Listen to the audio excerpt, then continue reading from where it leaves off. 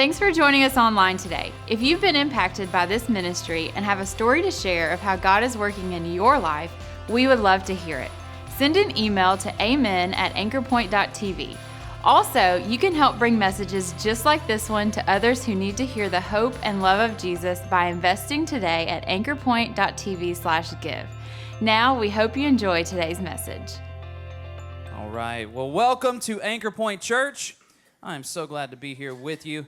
On behalf of our lead pastor, Pastor Todd, and his wife, Avery, I want to welcome you and just tell you we're so excited to have you with us this weekend. And my name is Ryan. I get to be the youth pastor here, and I'm really excited to be with you today. This is the second time I've gotten to preach in the past 3 weeks. I didn't preach last week, but I preached the week before. And I'm really excited to kind of continue this series that we've been in, Like a Boss. And we got so much good feedback on this series, you know, people using that phrase in different contexts and situations. As a matter of fact, somebody brought you know, those little name plaques that you put on your desk that typically has your name on it.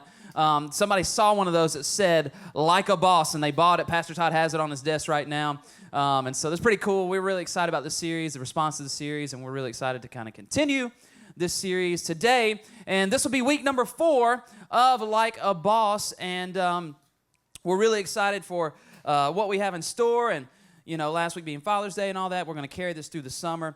And we're continuing that. And if you missed any of these last 3 weeks, I highly encourage you to go to anchorpoint.tv, click the media button right at the top right corner, and go and catch up and kind of get the whole story of this series, the whole story. As a matter of fact, today I've titled my message, and I love to title my messages, and Pastor Todd's kind of been doing this, so I'm going to keep with the fashion a little bit. I want you to turn to your neighbor, tell them the title of today's message, look at them and say this: there's more to the story. Come on, tell them, look to your other neighbor, tell them there is more to the story. How many of you know there's always more to the story? Always more to the story. And over the course of this series, we've been in the story of Elisha, and 2 Kings is the book that we have been in. And a couple of weeks ago, when I did get to preach, the last time I got to preach, we talked about sort of this time that we jumped into where the nation of Israel was trying to stop this huge rebellion against them and this other nation from taking over and conquering them. And then last week, Pastor Todd actually talked about a widow who was literally about to starve to death. And I kind of thought about that because where we're going to be at today and some things that happen in our story. And I was like, man, there's got to be more to this story. There's a lot of bad stuff happening throughout even 1 Kings and 2 Kings. And I looked at it and I kind of did a little research and I read back a little bit. I kind of read some of the notes and some commentaries and really found out that if you look through the kind of chronological timeline that we're in, there's a lot of stuff that's kind of happening. This famine, this widow's about to starve to death, and these nations around Israel kind of rebelling against them. And all of that is really a foreshadowing of the judgment and correction that God is going to allow Israel to go through, because Israel had turned their backs on him. They weren't listening, kind of like your kids do, okay? And so he just had to let them figure it out on their own a little bit. And we're actually, as a matter of fact, we're not too far removed from the exodus of Israel from Egypt. That's where you get the book in your Bible in the Old Testament called Exodus. God allowed the Israelites to be enslaved to the Egyptians. And finally, I guess when they had learned their lesson, or he thought so, he allowed them to exit the slavery of the Egyptians. And where we're at in 2 Kings and where we've been in this whole series and where we'll continue to be is actually only a few generations removed from that event. It's pretty crazy to think about. And I thought, man, you know, like they were in slavery and now we got famines and then rebellions and wars and all of that stuff. And it was just crazy to see, because the nation of Israel is supposed to be God's chosen nation, right? God's people, a people set apart almost. A holy people is what he called them, a holy nation. It just means a nation set apart for him. And the Israelites were supposed to be the people that all of God's promises were fulfilled through. That's what the nation of Israel was sort of supposed to be. But then, you know, they kind of keep getting it wrong and messing up a lot. And we kind of see a lot of that in our story. And I think it can kind of, I read and I was like, man, where did this all really start? Where did this story start? And I found myself in Judges chapter 2, verse 10. Now, I know we're supposed to be in 2 Kings. We're talking about Elisha, but I want to go back a little bit, give you a little bit of context, okay? And it's on your outlines. It's on the screens. I just want to read this because I think this is one of the saddest verses in all of Scripture. It's like, where did all this come from? Where did this story start? It says this, Judges chapter 2, verse 10. That whole generation, that is the generation who exited out of Egypt, who all they knew was slavery, that entire generation, that whole generation was also gathered to their ancestors, which is just a nice way to say that they passed away. And then after them, another generation rose up who what? Who did not know the Lord or the works that he had done for Israel. You could say that they didn't know the story. I don't think it was as much that they didn't know the story. I think it's because they didn't own it. They didn't own the story. There's a difference between knowing something and owning something, isn't there? If you own something, it's yours. You'll fight for it. You'll defend it. If it's not yours, you don't own it. Not my monkey, not my problem, right? Ignorance is bliss. And I know that, is it possible, maybe, that you know the story, you just yet to own it? What if you know the story, you just yet to own it? Because there's a big difference between knowing it and owning it. There's more to the story. And today, though, we're going to continue the story of Elisha. And I know last week was Father's Day. It was awesome, man. Didn't you, Dad, just love the big donut wall, Kaneka sausage, okay? I could eat my weight in that stuff. It's amazing. It's awesome. But today, we're actually going to encounter an extraordinary woman and mother called, all we know her as, is the Shunammite woman. The Shunammite woman, okay? And if you're really churchy, you know what the Shunammite woman is. And if you're not, that's okay. We actually built this church for people who don't know who the Shunammite woman is. And I'm going to get us all on the same page today. And we're going to read the whole story. I want to give you the whole story because there's a lot to this. There's more to the story. And we're going to read through a lot of scripture today, so much so it didn't fit on your outlines, okay? And so that's okay, though. I got you covered. It's going to be on the screens. We're going to be in 2 Kings chapter 4, verse 8, if you want to turn there, if you have your own Bible, the paper version or the e-version, okay? And I want to read you kind of the whole story of the Shunammite woman. We'll talk about it as we go, and then we'll break it down. I'm going to pull a principle out of this story that I really think can help you live life like a boss. So 2 Kings chapter 4, verse 8 says this. One day Elisha went to Shunem. Makes sense because Elisha's our main character, and we got a Shunammite woman, all right? And a prominent woman who lived there persuaded him to eat some food. So whenever he passed by, he stopped there to eat. Then she said to her husband, I know that the one who often passes by here is a holy man of God, so let's make a small, walled-in upper room, put a bed, a table, chair, a lamp there for him. Don't worry, I'll go to IKEA, so it won't be too expensive. Whenever he comes, he can stay there. Well, that's just nice, isn't it? I mean, it's real nice. That's really, really nice. I mean, we could just end the story there. This woman who honors God, serves God, does this really great gesture and honor God and provide a place for the prophet to stay when he comes to her town. It could be real nice. We can wrap it up. It'd be neat. Put a bow on it. But say it with me, there's more to the story. There's more to the story. Verse 11 says this, one day he came there and stopped at the upstairs room to lie down and take a nap. Naps are holy. You should take them. I do. And verse 12 says, he ordered his attendant Gehazi, call the Shunammite woman. So he called her, and she stood before him, and then he said to her, listen, look, you've gone through all of this trouble for us. Well, what can we do for you? How can we return the favor?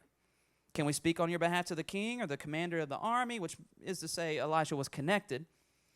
And she answered, I am living among my own people, which is to say my husband takes care of me.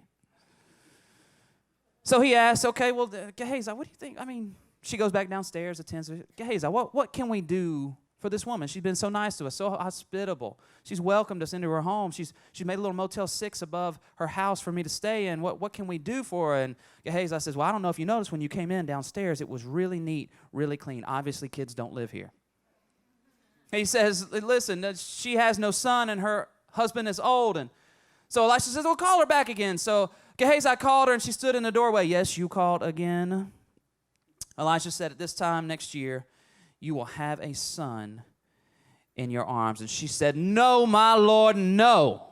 Man of God, Don't you play with me like that. You see the wrinkles in my skin. You know I'm too old to have a baby. I done believed for that. I done prayed for that. I asked God to promise me that. He did not deliver. I've given up on it a long time ago. I even wrote little scriptures on my mirror with my lipstick. Okay, I put Post-it notes on my speedometer. Those that call on the Lord shall renew their strength. I got it. I tried it. I believed in it. It didn't happen. Don't you tease me like that. Don't lie to your servant. Then the woman conceived and gave birth to a son at the same time the following year, just as Elisha had told her. And we could stop right there. And all of our T's are crossed, and all of our I's are dotted. And we can wrap it up, put a little bow on it. But there's what? More to the story. There's more to the story. Verse 18, the child grew and one day went out to his father and the harvesters. He went and saw his dad at his work, and suddenly he complained. He said, Dad, my head, I got a headache. And his father told him, like any good dad would say, take him to his mother. Carry him to his mother. So he picked him up and took him to his mother, and the child sat in her lap until noon. The highest point, the brightest part of the day is about to become her darkest hour. And the Bible says he then died. It's the twist at the end of the plot line. It's like M. Night Shyamalan wrote the movie, the story, the Shunammite woman and her boy. And we hear that part, the promise of God has died. And we think, oh no, it's over. The story ends, but say it with me, there's more to the story. Verse 21, she went up and laid him on the bed of the man of God, shut him in, and left. And she summoned her husband and said, please send me one of the servants and one of the donkeys so I can hurry to the man of God and then come back again. But he said, why go to him today? It's not a new moon or Sabbath. It's not a Wednesday or Sunday. Why are you going to church? What's going on? And she replied, and I love this. Everything is all right. It's going to be all right. You ever been there before? Right? Somebody said to you, hey, how you doing? You say, I'm going to be all right. I'm going to be all right. I mean, I ain't good now, but I'm going to be all right. And in the darkest moment, she doesn't even communicate with her husband. She doesn't even tell him what's going on. I love her faith. She said, you know what? It doesn't matter. It's going to be all right. She doesn't even tell her husband what's going on, which I think happens a lot. Don't even worry about it. You're just going to complicate it. Just give me a car, give me the keys, give me a donkey. I got to go somewhere. Right?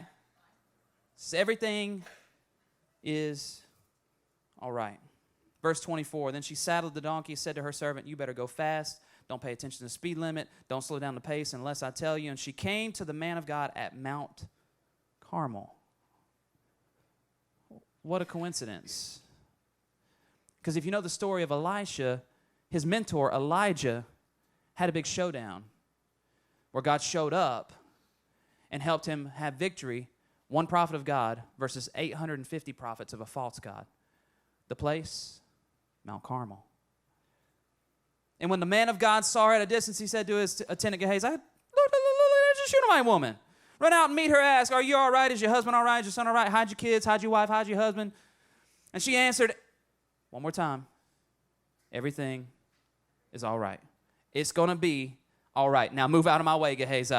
And when she came up to the man of God at the mountain, she clung to his feet. And Gehazi came to push her away, but the man of God said, leave her alone. Obviously, she's upset, okay? And God has not told me what's going on. And then she's in severe anguish. He hasn't told me. And then she said, was this my idea? I love the Shunammite woman. She got a little attitude. She said, is this my idea? Did I ask you for a son?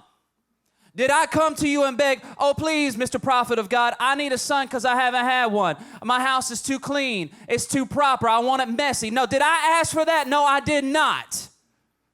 She said, didn't I tell you, don't lie to me. Don't tempt me.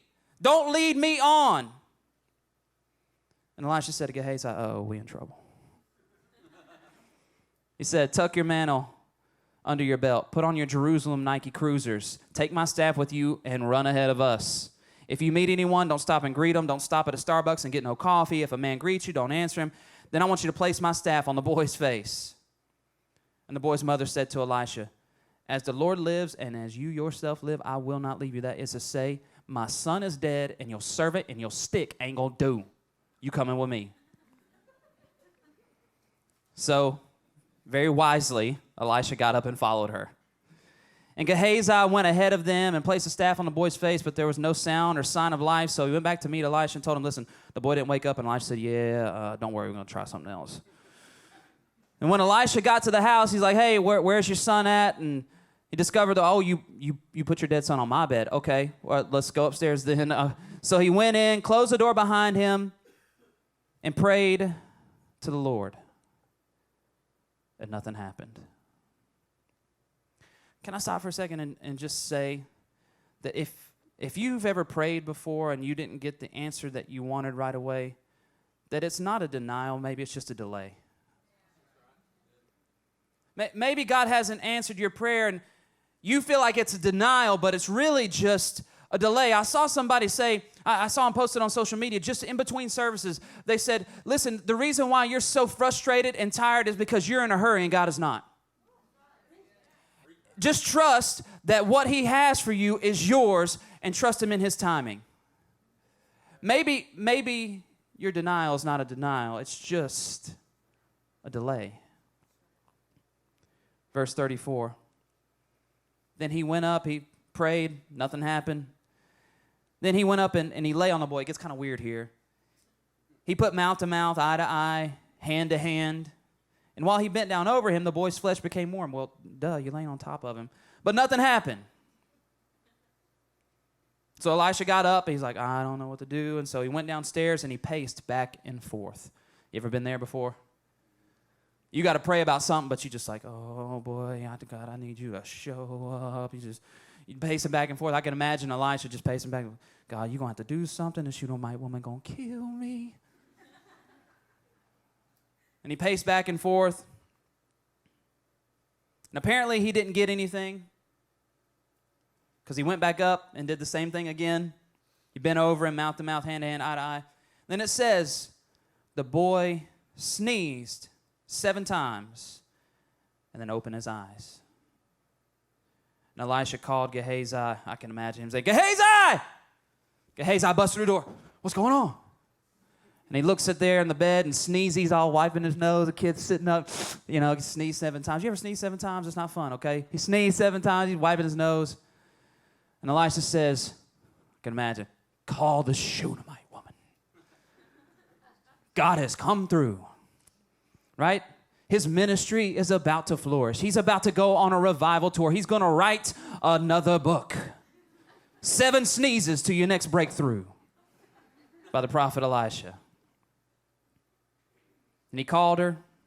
She came, and I imagine the Shunammite woman comes through the door. Elisha's standing, shoulders back, chest out. He says, pick up your son. The Lord has brought him back. And that is the story. You ever been in a position where maybe you found out later, but you didn't know the whole story? You ever been there before?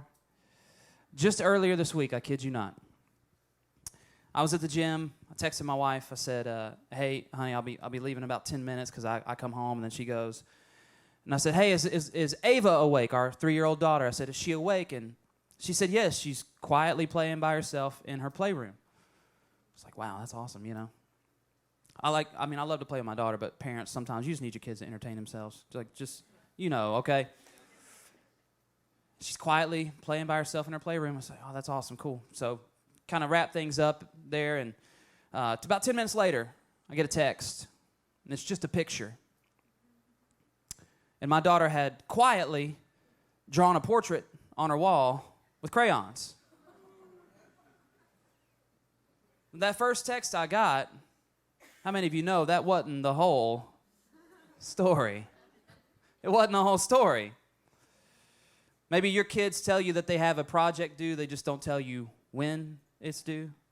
So the night before, you got poster board on your kitchen table, and you're just slapping stuff from magazines and newspapers, and you're just printing stuff out. Doesn't even matter if it has anything to do with the project, just as long as they got something done, so it looks like you were prepared. It wasn't the whole story. Or maybe your husband tells you, He has to run by the store on the way home from work, but he doesn't tell you the store is Academy Sports and Outdoors, and he doesn't tell you you bought a new fishing rod. There's what? More to the story. Guys, maybe your wife tells you she has to run by the Tanger real quick.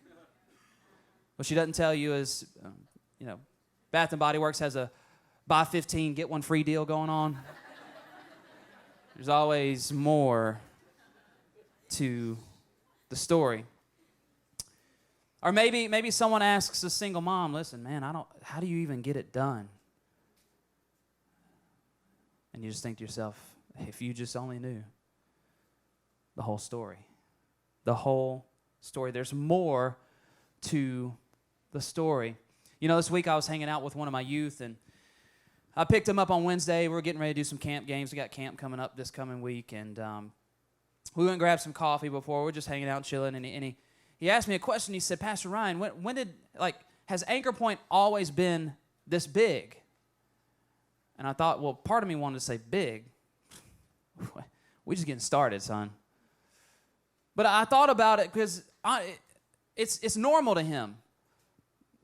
It's normal to him to see 200 people give their life to Christ in a single calendar year. That's just normal to him, right? It's normal to him to see 1,300 people get a warm Thanksgiving meal delivered to their door during Thanksgiving. It's just normal to him. It's normal to him to know that there are 100 kids from Foley Elementary who are getting meals that they normally wouldn't get because they get them during the school year, and it's just normal to him. It's just normal. It's normal to him to see a church that's willing to change to continue to reach people. It's just normal. It's just normal. It's normal to him. It's miracles to me. But it's because I know the whole story. The whole story. I wanted to tell him, I didn't really have time, but I wanted to tell him about the first Easter service in this facility right here, where we prayed for 200 people to attend our 2 Easter services. I wanted to tell him about how we're going to have 200 people in every single service, 4 services across every single Sunday, but so he can know more of the story. There's more to the story. And I recently visited my dad. He lives in the Baltimore area, and I shared with him the new development in our facility, and how if you don't know, there's a local church in town that's going to give us debt-free. They're building facilities in 40 acres of their property on County Road 12, and how that's going to exponentially speed up our facility timeline, and where we'll be able to get into a facility, have more room, and reach more people, continually change. We continue to reach people. And I told my dad all about that, and he said, oh, wow, that's neat. And I got kind of frustrated. Got kind of mad. That didn't really garner the response that I was looking for, but God really checked my heart in that moment. He said, it's okay, because he doesn't know the whole story. He doesn't know the whole story. Mr. Doug, you know the whole story, don't you? 10 years we've been here. 10 years we've been doing this. 10 years we've been serving. 10 years we've been loving our community. 10 years we've been serving Jesus. 10 years we've been doing this as a church. Been behind the scenes, whether you see it or not, day in and day out. He doesn't know the whole story. I believe we live in a world that's obsessed with stories. The latest story on the news, whatever reports were, the latest story on social media. As a matter of fact, how many of you have ever seen the stories on Facebook and Instagram and Snapchat? Even now, it's crazy, YouTube. Surely you've heard of YouTube. If you have over 1,000 subscribers to your channel on YouTube, you can post a story. And I think we live in a world that's obsessed with stories, but honestly, I think our world's more, they confuse a snap with a story. They confuse a snap with a story. Research actually tells us that people don't even scroll through their feeds anymore. They just swipe through the stories. But when you look at someone's story, you're not seeing their story, you're just seeing a scene. Or whenever you post a story to Instagram or Facebook or whatever, Snap, it's only there for 24 hours. They call it a story, but it's really just a scene. I came here to tell somebody today that your scene is not your story. You may not like the scene that you're in right now, but your scene does not define your story. If you would have seen Joseph in one of the scenes in his life, you would have seen him in a pit. But if you would have seen a different scene later on in his life, you would have seen him in a palace saving lives. I'm here to tell you today that your scene is not your story. I promise you, your scene does not define your story. Your story is big. There's more to your story.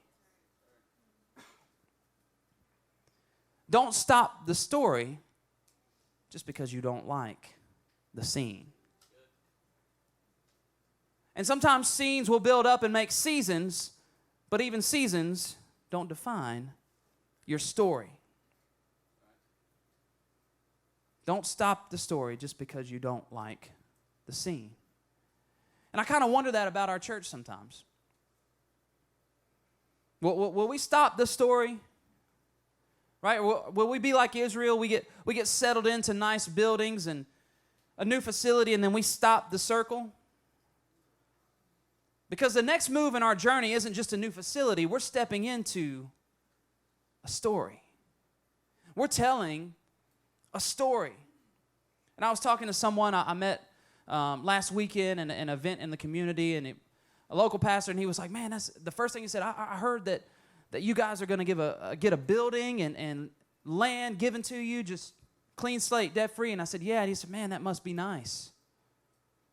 I thought, well, yeah, it is nice. But you just seeing the scene. You don't know the story. You don't know the story. All you're seeing right now is the scene. And I love the Shunammite woman. I love the Shunammite woman because on 2 different occasions, she looked past the scene because she knew that there was more to the story. There had to be more. She said, hey, are you okay? Everything's going to be all right. I know this is just a scene. It's not my story. There's no way God would promise me and then fail me. This is the scene, but everything is going to be all right because I know that there is more to the story. Yeah, it's nice to get a new facility. It really is. But if you're just seeing the scene, you don't see the 10 years of digging ditches. You don't see the 10 years of decisions behind closed doors. We have to find a building to make more room, and then we get the bids back, and it's $3 million, and then the capital consulting company says, you can only raise about 15% of that. That's okay because you only see the scene. You don't see the story.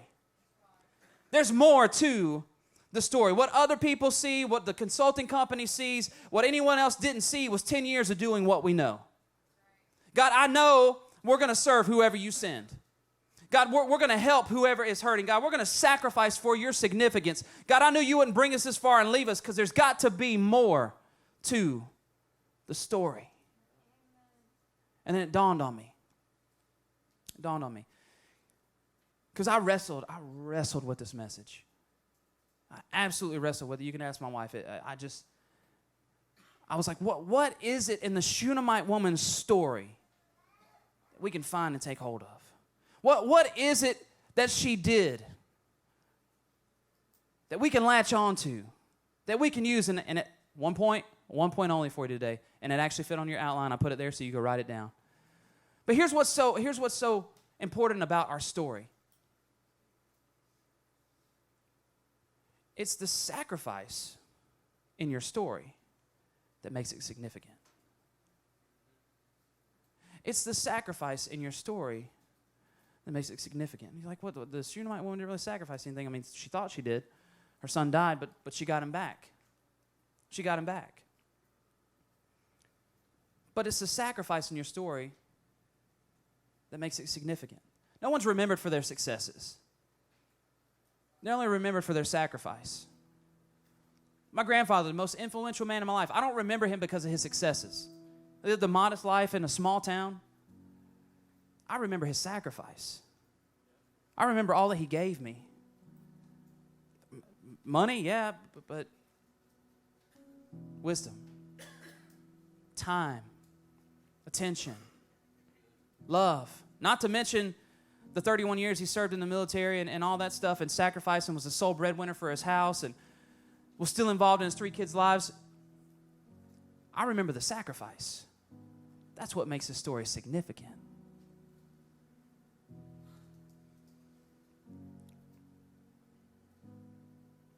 Let me ask you this.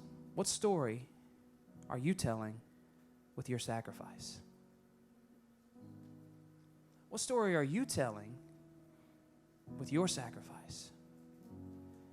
Has the story stopped because you got to a scene you don't like? Or will you keep telling the story through sacrifice? How are you keeping the story from stopping? Matter of fact, Serve Day is coming up. Serve Day is something we do every single year. It's coming up July 13th. This is the first Sunday you can actually sign up. And we put these projects together. And Serve Day is just simply this. We partner together with hundreds of other churches around the world to, at one time, on one day, we get out and serve our communities. Not that that should be the only time that we do it. But we put together these projects where we help cut lawns of people who are disabled. Where we go to laundromats and help wash and fold laundry. Nobody wants to be at a laundromat, right? We bless our first responders, or we do things in our community to serve our community for Serve Day. And we got a ton of projects coming up for this Serve Day. And if you sign up for it, you think, oh, it's just serving. No. It's telling a story. It's telling a story. You might sacrifice a little bit of time, a little bit of convenience, but that sacrifice is telling a story. It's telling a story. You know, what did the Shunammite woman sacrifice? She lost her son. She got him back. All is good. But I'm gonna go off script for a second again, and I'm gonna jump ahead in 2 Kings, because we have this series planned out, so we kind of know what's going. We don't get up here and just do this willy-nilly.